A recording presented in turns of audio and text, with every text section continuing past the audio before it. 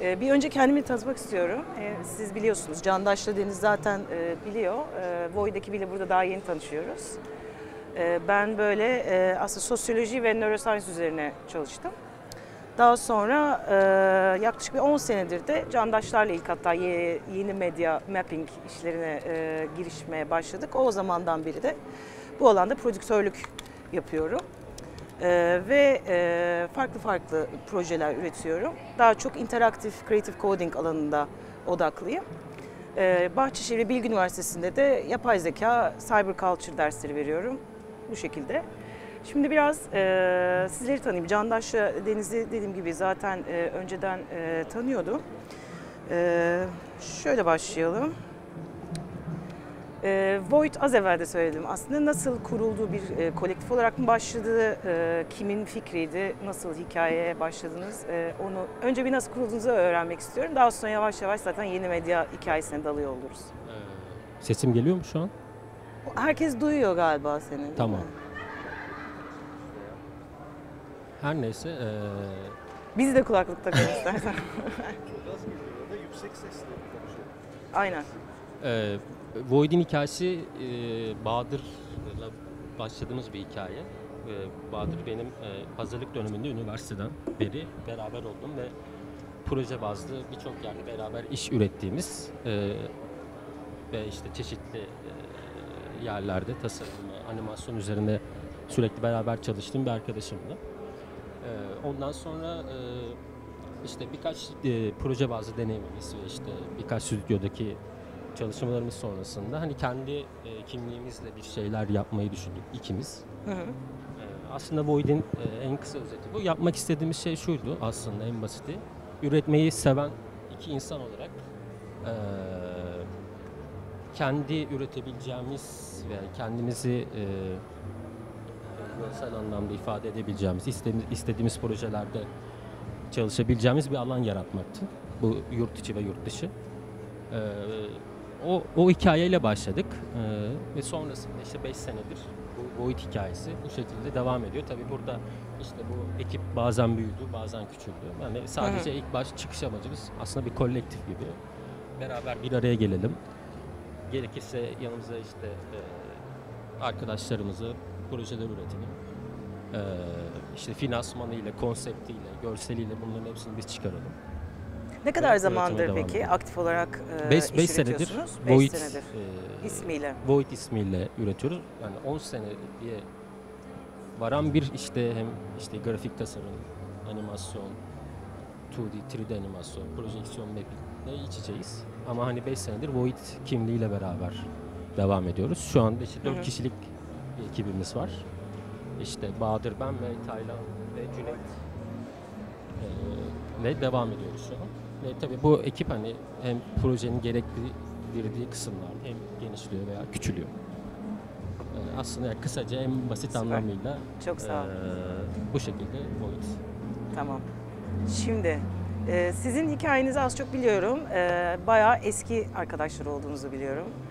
Ve aslında Eskişehir'de animasyon okurken bir araya geldiniz. Doğru mu biliyorum? Yanlış biliyorum. Eksik. Daha da mı? Daha Eksik. Daha da Aynen, eski. Daha da eski. Evet. Ya O zaman lisede Lisede. başladı arkadaşlığınız ve o zamandan beri beraber üretiyor musunuz? Evet. Peki. Uzun bir dostu. Hiç sıkılmadınız. Yok, Müthiş bir sıkılıyoruz uyum canım, yakalamış sıkılıyoruz olmalısınız ya da. Ama Kaç normal sene bir şey oldu? zaten. Yani 20 sene falan. 20 sene. Çok yani. iyi. Müthiş bir uyum yakalamış olmalısınız o zaman artık Evet, yani. üretim tarafında aynı. Süper, Hiç peki. sıkıntımız yok yani. İşte bizim güzel saatler resim, sonra çizgi film, animasyon. Geliyor mu sesim? Geliyor. Biraz daha yüksek konuşursan. Bir paranoya biz de oluşabilir. kendi aramızda duyabiliriz. Sonra çizgi film, animasyon. İşte üniversitede bir multimedya tasarımı Hollanda. Hep Deniz'le beraber gittik yani bu meselelere. Sonra geldik buraya. Silo 1 diye 2008'de başka bir bizim böyle yetenekli arkadaşlarımızla Silo bir, evet, animasyon daha bölümünden. kalabalık bir projeydi Evet, galiba. kalabalık bir projeydi. Sonra o dağıldıktan sonra birkaç sene içerisinde dağıtmak durumunda kaldık. Sonra bir networking olayına girdik. O zaman seninle tanıştık zaten. Haydarpaşa Yekpare projesini yaptık. Bütün işte direction, design ve üretim tarafı o projenin Deniz'le benim tarafımızdan yapılmıştı. Prodüksiyon Networking tarafından yapılmıştı. Daha sonra 2011'de de işte No Lab ismi Markasıyla. altında hani ikimiz takılmaya başladık. Uzun süre birlikte devam ettirdikten sonra bütün her şeyi daha sonra Yasemen aramıza katıldı. 2-3 senedir. Şimdi de aslında bir network projesi gibi yani daha çok direction design'ı yapıp çeşitli network'ümüz içerisinde güzel insanlar, yetenekli insanlarla birlikte projeler aslında üretiyoruz. Evet, o projelere göre zaten genişleyip siz de küçülüyorsunuz, aynen. değil mi? Yani çekirdekte 3 kişiyiz ama atıyorum 20 kişi de olabiliyor, 10 kişi de olabiliyor, 3 kişi de olabiliyor, 1 kişi de olabiliyor filan. Süper. Şimdi genel şöyle bir aslında şu soruyu sormak istiyorum ben. Bizim genelde bu alanda üretilen işlere yeni medya işleri deniyor ya, yeni medya sanatı. Peki, pardon. Peki siz bunu isme ne kadar sıcak bakıyorsunuz? Yani aslında bir medya sanatı diyebilir miyiz ya da bir dijital teknolojiyle ürettiğimiz bir iş diyebilir miyiz? Sanat mı demeliyiz? Yani sanat ve animasyon nerede ayrılıyor? Bununla ilgili aslında genel fikirlerinizi bir tanım anlamında yeni medya mı demeliyiz bu alana? Nasıl tanımlamalıyız?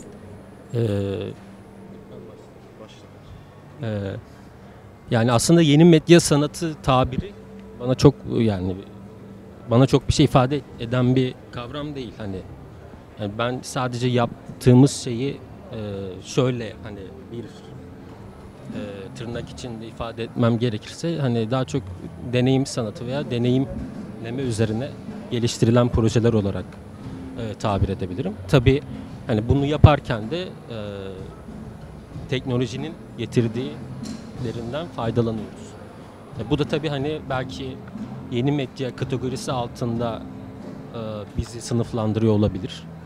Ama hani bu yeni medya sanatı yaptığımız sanat mı, animasyonla dijital sanatlar ne kadar ayrılıyor sorusunda hani bence zaten teknoloji daha da ilerledikçe aslında bu sınırlar bayağı geçişken olacak. Çünkü hem oyun sektöründe hem film sektöründe hem bizim sektörümüzde şu an teknolojinin ilerlemesiyle beraber o sınırlar tamamen kalkıyor ve insanlar genelde yani üreticiler aslında hani benim izlenimim daha çok bir deneyim yani üzerine işler ve insanları yaptığı projelerde figür dışında bir oyuncu olarak o projeye dahil etme gayesi taşıyor. Hem işte filmle oyun sektörünün bir birleşmesi söz konusu. Şu an çok konuşulan. Yani daha çok bence yani iş birazcık daha ileride. Bu aslında deneyimin daha yoğun olduğu ve bu animasyon, sanat, film, tiyatro, sinema bu tarz çizgilerin birazcık daha organik muğlaklaştığı. Organik bir geçişte ilerleyeceğini tahmin ediyorum. Ama hani yeni deneyim alanı daha çok aynen bence ilerleyen senelerde deneyim aslında satılabilen veya deneyim en büyük faktör olacak izleyici için veya deneyimleyiciler için. Çok sağ ol. diye düşünüyorum. Cüneyt, senin eklemek istediğin? Tamam. Peki o zaman Candaş şöyle bir noktaya geldik Deniz Candaş. Yani bu işe aslında bir deneyim demek sizin de aslında yaklaştığınız bir yöntem değil mi? Yani deneyim tasarımı demek mesela bir yeni medya alanı demekten ya da yeni medya sanatı demekten daha mı doğru bir kavram sizin işi tanımlarken? Yoksa siz böyle segment mi düşünüyorsunuz? Hani biz deneyimde tasarlıyoruz ama bir yandan hani sadece sanatsal yaptığımız işler de var. Yani böyle yeni medya tanımını özümsediniz mi, kullanıyor musunuz yoksa kendi işinizi tanımlarken başka kavramlar üretiyor musunuz? Yani zaten yeni medya aslında deneyim tasarımını da kapsayan bir şey bence. Hani sanat hepsini kapsayan. O yüzden aslında çok da böyle tanımlamalara çok takılmamaya çalışıyoruz ama hani anlaşabilmek için bazı tanımlamalar şart insanlar arasında. Hani bizim yaptığımız işlerde böyle yeni medya sanatı çok demeyi tercih etmiyoruz. Daha çok deneyim tasarımı demeyi tercih ediyoruz açıkçası kendi açımızdan. Peki bu deneyimle ilgili aslında ikinizin de ortak ürettiğiniz, son zamanlarda zaten kavramsal olarak çok duyduğumuz bu immersive alan, yani deneyimi tamamen merkeze alan, kullanıcının, hatta Lev Monowicz'in Augmented Space diye tanımladığı çok iyi 2002'de yazılmış bir makalesi var. Orada da aslında çok güzel anlatır. Hani bütün alanını Augmented Space ile kaplandığı Paris'teki Atölye Luminaire'de ikiniz de iş sergilediniz. Bize biraz hani o projelerin akışı ve yani insanların o deneyim sonrası ne hissettikleri ya da sizin orada aktarmaya çalıştığınız mesajla ilgili belki bahsedebilirsiniz, o yaptığınız projelerle ilgili. Önce sizinkini dinleyelim. Sonra Tamam. da Void'un projesini dinleriz. Tamam. Deniz sen. Sen başla, beraber konuşabiliriz. Tamam. Immersive Art Festival diye Atölye Lumiere'de Paris'te bir mekan var. 2500 metrekarelik. Burada da dönüyor aslında arkada. Aha. Görürüz muhtemelen. 2500 metrekarelik bir alan var. Daha çok işte dijital müze şeklinde lanse ediliyor. İşte Van Gogh'tur, Klimt'tir filan o tür sanatçıların eserleri böyle dijital olarak sergileniyor orada sürekli olarak. Bunlar böyle birazcık da aslında genel kitleye hitap eden bir tayfa ama yaptılar. Immersive Art Festival düzenleyerek birazcık daha böyle spesifik olarak o mekan için öncelikle önemli vurgulanması gereken şeylerden biri bu. Hani bir şeyi oraya embed etmek değil de o mekanı düşünerek tasarımcının tasarımını yapması meselesi şeklinde 10 tane artwork commission ettiler. Türkiye'den de 3 ekip vardı. Void, NoLab ve Ouch. İşte biz beraber oradaydık zaten. Bizim yaptığımız proje birazcık daha aslında daha önce aklımızda olan bir projeyi immersive bir mekana nasıl uygulayabiliriz üzerinden gelişti ve çok da uygun bir projeydi. Çünkü aslında fotonun konu olarak fotonun yolculuğu, uzayda oluşması, gözün farklı katmanlarından geçerek beyinde algılanabilir formlara dönüşmesi üzerine bir hikayemiz vardı. Ve hani ışık atölyesi, Atölye Lumiere'de ışık atölyesi demek. Orada aslında ışık atölyesinde fotonun yolculuğunu immersive 360 şekilde deneyimletmek aslında istedik. Onun üzerine bir proje gerçekleştirdik. Siz o zaman aynı dönem başka bir yani Art Commission'da 3 kişi, yani Ouch'ta, sizde Aynen. ve Void'da 3 farklı iş mi üretti? Tabii. Evet, evet. 10 Süper. stüdyo davet edilmişti. Türkiye'den 3 stüdyo gitti oraya. Sizin nasıl bir hikayeniz vardı? Bizim hikayemiz şöyle, zaten Candaş bu atölyeler konseptinden bahsetti. Biz daha öncesinde işte atölyelerin direktörleriyle konuşuyorduk bir proje gerçekleştirmek üzerine. Sonradan böyle bir festival tarzında bunu yapmaya karar verdiklerini ve sonrasında bize bir davetiye geldi bununla ilgili. Şöyle hani bizim için ilk, yani zaten dünyada en büyük immersive alanlardan bir tanesi olarak geçiyor Atelier des Lumières. Biz de aslında burada daha çok kendi tarzımızdan, yani Void de ayrı bir kimlik olarak düşünürsek, Void'in kimliği dışında bir görselleştirme ve bir hikayesel bir projeyi bu mekanda nasıl gerçekleştirebiliriz sorusunu beraber bir proje üretmeye başladık. Bizim projemizin ismi The Journey of Being'ti. Daha çok varoluşsal bir takım sorulardan yola çıkarak bir hikaye oluşturmayı denedik. Bu bizim için birazcık daha çok uzmanlaştığımız bir görselleştirmeden daha farklı bir alana hem hikaye anlatma hem de görselleştirme olarak daha farklı bir alan olacaktı. Evet, orada hikayemiz tam anlamıyla hani biz istediğimizi yapabildik. Tabii birçok teknik aksaklıklar vesaire, onlar zaten işin cilvesi. Ama hani biz istediğimizi yapabildik, en azından denedik. Güzel bir denemeydi bizim için. Ama işte NoLab'lerin çalışması 3 tane ödül aldı orada. NoLab'ler 3 ödülle döndüler. Aynen. Onların çalışması deneyimsel olarak daha kuvvetliydi. Ve işte hem görselle beraber bunu çok iyi yakalayabilmişlerdi. Biz daha çok daha çok hikaye anlatmaya yönelmiştik. Tabii bu tercih birazcık doğru bir tercih mi? Bunu hala kendi aramızda konuşuyoruz ama. Aynen, onu da Ama biz- soracaktım ben aslında. Yani sizin ürettiğiniz işlerde, dijital işlerde yani böyle hikaye ne kadar merkezde veya teknoloji ne kadar merkezde ya da sanat ne kadar merkezde, yoksa zaman zaman çünkü şeyi de biliyoruz ki yani artık marketing stratejilerinin merkezinde de dijital Evet. işler var. Hı hı. Ve yani herkes hani Instagrammable point dediğimiz şey de artık o dijitalle ilgili olmaya başladı. Herhangi bir açılışta da dijital iş isteniyor. İşte Evet. festivallerin girişi çıkışı ıvır kıvır derken aslında yani bütün markalar şu an dijital bir Etkinlikler, experience markalar, organizasyonlar. peşindeler. Evet. Ya şimdi orada yani siz mesela ekip soracak hani Hı hı. biz buraya kadar ilerliyoruz ve şurada duruyoruz, oraya girmiyoruz. O alanda biz iş üretmiyoruz diyebildiğiniz yerler var mı? Yoksa hani yani belli kriterleriniz muhakkak vardır. Yani hani bizim çizgimiz bu, bunun dışında bize gelmesinler. Hani biz atıyorum herhangi bir markanın branding faaliyetini yapmayız asla gibi bir şey mi? Yoksa hani yani ticari olarak böyle tercihleriniz oluyor mu? Yani Void adına konuşmam gerekirse ya biz bunu aslında iki türlü ayırıyoruz. Yani bizim gerçekleştirmek istediğimiz projeler ve konseptler. Hı hı. Bu immersive medya alanında olabilir, interaktif görselleştirmeler olabilir. İşte vesaire hani burada hiçbir dışarıdan bir etken maruz kalmadan sadece kendi inisiyatifimizle bir şeyler üretme hedefimiz var. Bu alanı kendimize ayırıyoruz zaten. Hı hı. Onun dışında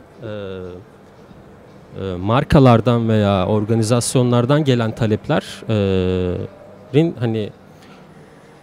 hani oradaki hem talebe, isteğe göre tabii ki bu birazcık bir eleme yöntemi var. Ama hani bu tamamıyla biz aslında orayı da bir hizmet gibi görüp hizmet sağlayıcı olarak kendimizi konumlandırırsak hani biz sadece orada hani orada bir sanat yapmıyoruz. Yani ben kendi açımdan onu söylemem gerekirse hani bizim yaptığımız orada bir sanat değil veya bir dijital artwork değil.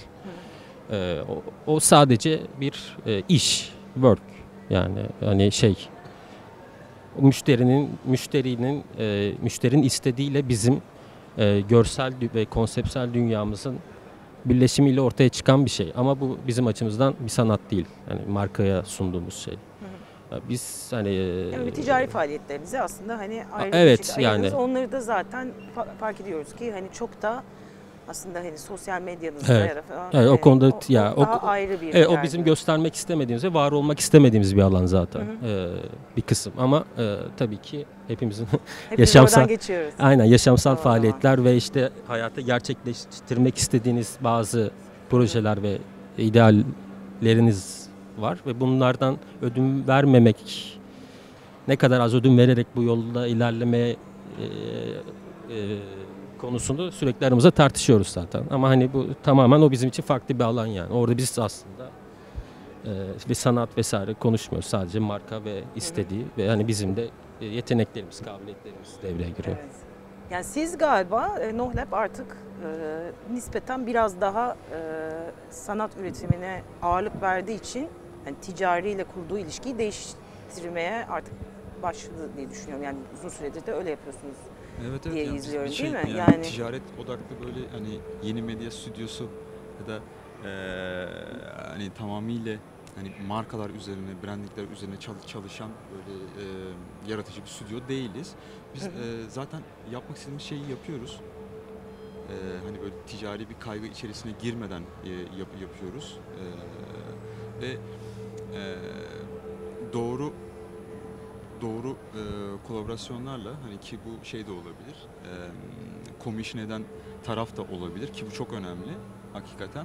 Hani bu hani doğru birlikteliklerle gerçekten hani sanat dediğimiz işte o şeyin içini kapsayan işler üretmek mümkün. Hani ama bu tabii ki biraz daha şeyle hani tecrübe zaman içerisinde çizgini bozmadan İlerlemeyi ilerleyebilmekle de biraz gerektiriyor. evet ilgili öyle bir şey. Okay.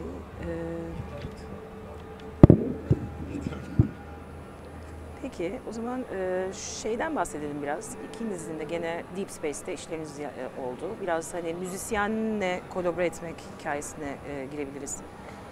Siz orada Deep Space'te Ars Electronica'nın içindeki immersive bir alan, hani bilmeyenler için gene 361 experience alanı. Orada bir 360 değil, evet, aynen şöyle bir alanda değil mi? O daha 180 diyebilir miyiz? Şöyle, aynen, tamam, doğru. Bu alanda da bir piyanistle çalıştınız, değil mi? Doğru biliyorum. Peki böyle bir interaktif bir gösteri miydi? Nasıldı? Nasıl bir projeydi? Biraz bize bahsedebilir misiniz orada sergilediğiniz işi? İlkinden bahset istersen. Sonra zaten evrildi. 2012'de davet gelmişti Ars Electronica'dan. Böyle real time performans, işte real time görsel üretecek. Bir piyanistle birlikte çalışacağımız bir performans yapmamız istendi. Hiç yapmamıştık. Cahil cesaretiyle girdik. Belki biliyorsunuzdur, Bager Akbay'la projeyi paylaştık. Ki yani 8 sene önce bayağı aslında iddialı. Tabii. 2012'de Bager Akbay'la paylaştık projeyi. Ondan sonra o bir ekip kurdu. İşte hani tanıdığı kreatif coderlardan, güvendiği kreatif coderlardan, işte bunların içinde işte Osman Koç da da vardı. O Osman zaman Koç da vardı. yazılımınız da yazılmamıştı değil Yok. mi? Aynen, Osman'ın o yazılı. bu uzun bir Bununla hikaye, beraber. çok hızlı anlatacağım. Ondan sonra 2012'de işte biz bütün design direction'ı yaptığımız bir 6-7 kişilik kreatif coder ekibini yönettiğimiz bir ekip oluştu ve her yani çalınan her bestenin, her kompozisyonun kreatif coder'ı farklıydı. Dolayısıyla böyle bir güzel bir creation da olmuştu ve biz her kompozisyon üzerine tasarım yapıp bu kreatif coder'ları yönlendirdik. Hani nasıl bir estetik, nasıl sesle hangi partlarının işte uyumlu hale gelmesi falan filan. Aslında bir anlamda yani creative coder dediğimiz kişi aslında hani o interaction'ı çok iyi bilen coder'lar ama creativity için bir eğitmene ihtiyaç duyuyorlar. Bence Osman'ın ilk zamanki haliyle sizinle beraber çalıştıktan sonra oluşturduğu görsel dünyasını Tabii. çok değiştiğini biliyorum. Yani bir Aynen. creative coder eğitim yuvası gibi bir şey oluştu yani orada ve Evet, aynen. hani Aynen. herkes Ve bir estetik dersi aldı gibi. Evet, bir şey evet. düşünebiliriz. Herkes için yeni bir projeydi. Neyse işte çok güzel geçti ama böyle bayağı bir problemler de yaşadık teknik açıdan. 2013 yılında, 2013-2014 yılında ya performans iyi geçti yani. 2013 yılında orada yaşadığımız problemlerden de yola çıkarak dedik ki biz kendi bir software'ımız olsun. Sıfırdan bir software geliştirelim ve bunun için Osman Koç'la işte NOS isimli bir yazılım geliştirdik. İşte ses datasını alıp real time görselleştiriyor. Bu da aslında bir DJ, Miami'de bir DJ bize gelmişti. Onlar sormuştu işte böyle bir şey yapabilir misiniz filan. Biz de gene yaparız dedik. Software yapmak yani. Hani gene cahil cesaretiyle atladık ve oldu. Bir yıllık bir süreç sonucunda bir noktaya getirdik. O zamandan bu zamana çok improve edemedik ama bir noktaya getirdik. Ondan sonra aslında 2014 yılından itibaren de bu tool'u kullanarak, kendi geliştirdiğimiz bu tool'u kullanarak birçok müzisyenle birlikte hani festival, işte burada da yaptık, işte LED'de, Sonar'da birkaç sene önce. Ondan sonra yurt dışında işte Kore'de, İsrail'de, bir ton farklı yerde farklı müzisyenlerle performanslar yapıyoruz. Yapmaya devam ediyoruz. Yani Nohlep yanında bir de performing art tarafıyla alakalı Nos Visual diye bir oluşumumuz var. Burada işte Osman Koç'la beraber ilerliyoruz. Yani bu keyifli bir süreçti. Öyle. Değil mi?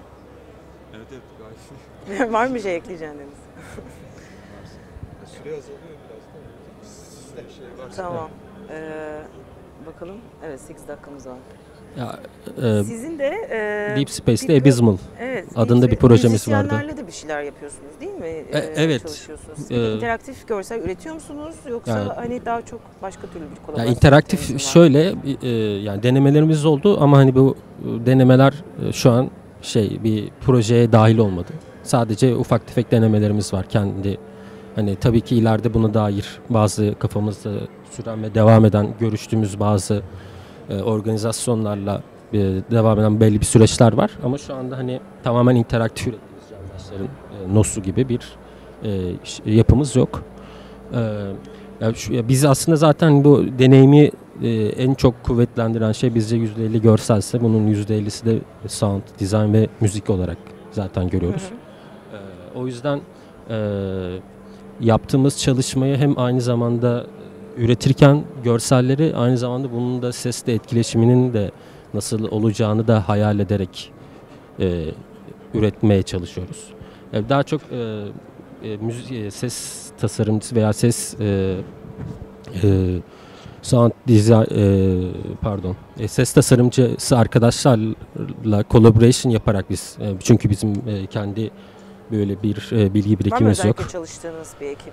Özellikle uzun süreli çalıştığımız kimse yok aslında. Hani daha Türkiye'den gene 2-3 arkadaşımız vardı ama onlar da hani daha çok deneme veya işte deneme yanılma yöntemiyle ilerliyoruz ama hani istikrarlı bir şekilde devam ettiğimiz bir ekip yok. Sadece bu işte Paris'te gerçekleştirdiğimiz projede Ecoic İngiltere'den bir ekip bizim işte çok severek takip ettiğimiz. Onlarla iletişim kurduk. Onlar da çok heyecanla yaklaştılar projeye. Hani ve ilerideki projeler için de hala görüşmekteyiz, konuşuyoruz. Yani büyük ihtimalle hani onlarla bir collaboration'ımız sürüyor olacak. Yani bizim Ars Elektronika hikayemizde aslında bizim orada gerçekleştirdiğimiz bu deneyimsel alanda bir işte yapay zeka ve deep learning'den ilham alınarak bir görselleştirme yaptık. Bu hani şey değil. Tabii ki bir veri görselleştirme değil. Biz sadece orada bir input'la output arasındaki o süreci bir görselleştirme ve bununla ilgili bir deneyim oluşturma.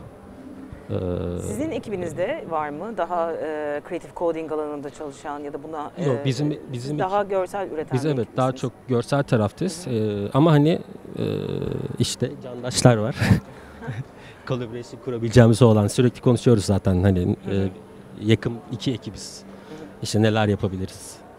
İşte hadi bir şeyler yapalım, bir araya gelelim vesaire. Onun dışında işte Ali Bozkurt var. O da Fransa projesinde bizimle beraberdi. Sonlarda da performansı var. Peki bir şey soracağım herkese birden. Yani çok enteresan bir şekilde dünyadaki bu işle uğraşan kişilere baktığımızda bayağı ciddi bir popülarite kazanmış durumdalar. Yani Memo Akten, işte Refik Anadol vesaire izlediğimizde yani Türk isimlerin Can Büyükberber falan hani nispeten çok hızlı bir şekilde global arenada isimlerin duyulduğunu görüyoruz. Siz hani özellikle sıklıkla globalde de iş üreten insanlar olarak yani nasıl oluyor da Türkiye'den bu kadar çok yeni medya artisti çıkıyor diyeceğim. Hani klişe bir kelime kullanacağım yeni medya artisti derken ama hani kolay anlaşılabilsin diye. Hani mesela bazı söylencelere göre işte geleneksel medyanın baskılanmasından dolayı burada aslında bir başka şekilde bir medya ifadesi ihtiyacı doğdu. Ve o alana yöneldi insanlar ve pratik etme şansları oldu gibi bir söylem var.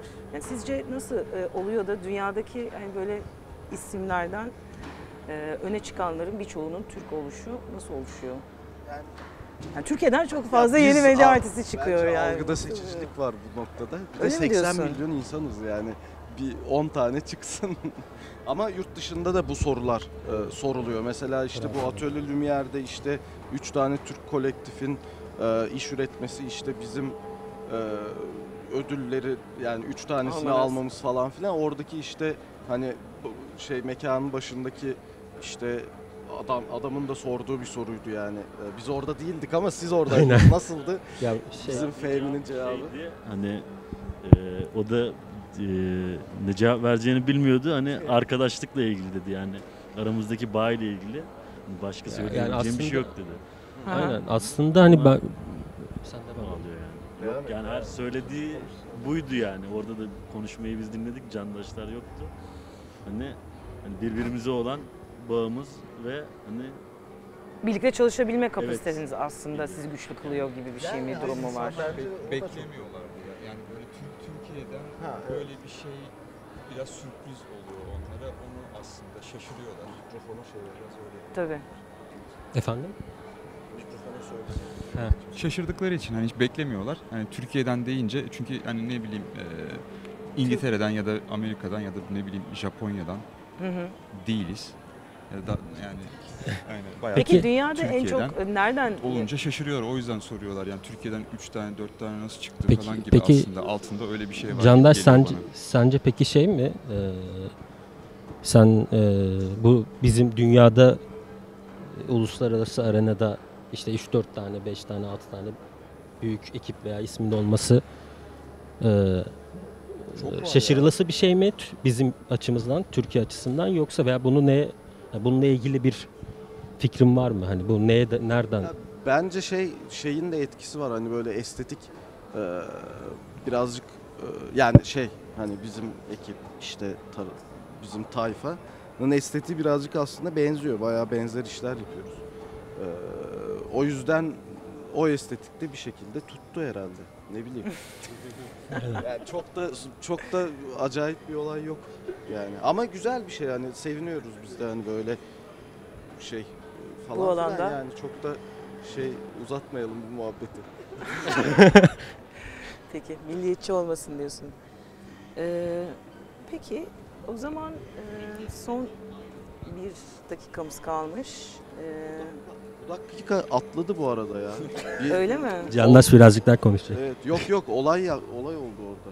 40'tan da 30'a Ha, bir şey oldu. aynen 40'tan 30'a atladı. Yani 10 dakikada var aslında, değil mi? Öyle bir şey var. Birazdan bitiyoruz o zaman. Biraz geç başladık. Evet. O zaman son olarak eklemek isteyebileceğiniz bir şey var mı diyeceğim. Aslında hani önümüzdeki dönemlerde en azından neler planlıyorsunuz? Ne tarafa doğru yani teknolojiyi gene merkeze aldığınızı düşünüyorum. Önemli bir tool hepimiz için.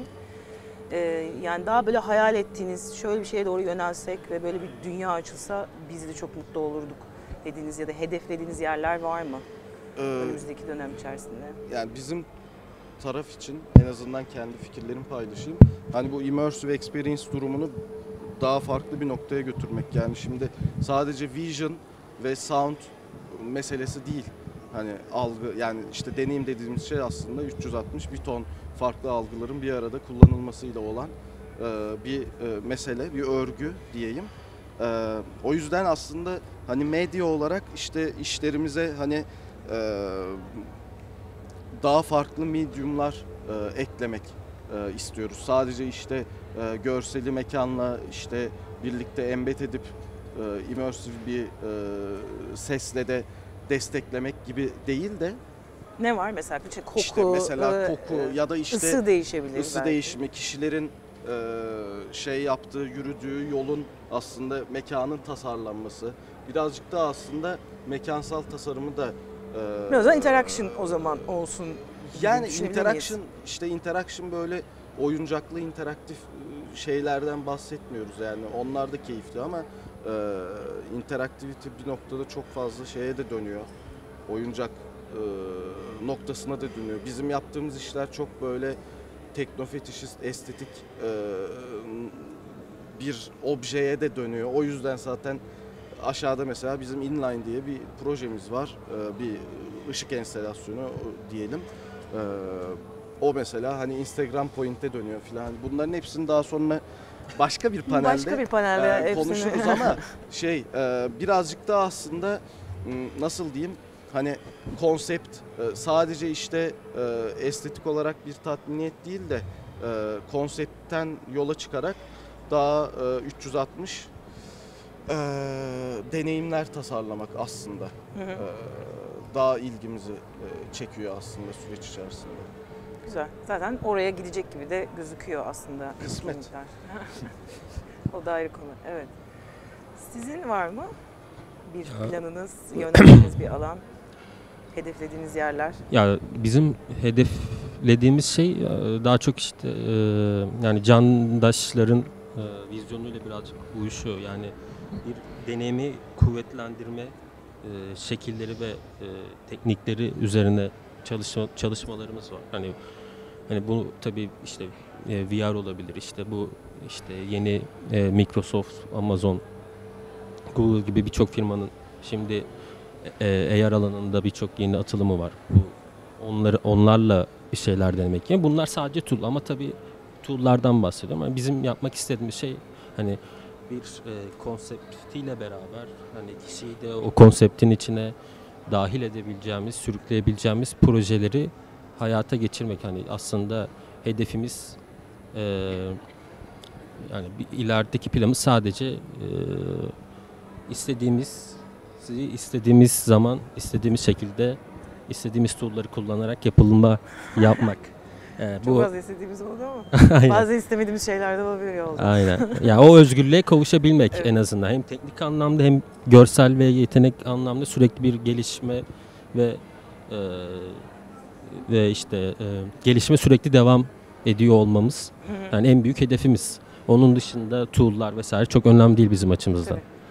Ya zaten teknolojiyle ilişkili bir şey. Evet, yapınca zaten ister bundan istemez Hı hı. insan, Ya bundan zaten gelişme 5-10 sene sonra yapmak kendi durumunda. aramızda da sürekli konuşuyoruz. 5-10 sene sonra artık teknik software'lerin veya teknik ekipmanların pek bir önemi yok. Sizin hangi konsepti nasıl ifade ettiğiniz o projeyi önemli kılacak. Çünkü her şey çok daha basit ve erişilebilir olacak. O yüzden hani teknik bir şeye yatırım yapmak veya kafa yormak değil, aslında daha çok konseptsel süreç ve işte bir şeyi nasıl görselleştirebilme Tabii, daha yaratıcı. algısına ve yaratıcılığa yatırım yapmak aslında hedefimiz. Çok iyi. Çok teşekkür ederim. Katılıyoruz. Katılıyor musunuz? Tamam. Yaratıcılık hedefimiz. Vizyonumuz, Yaratıcılık misyonumuzla konuşumuza göre kapatabiliriz. Herkese çok teşekkür ediyoruz. Görüşmek üzere. Sağ olun.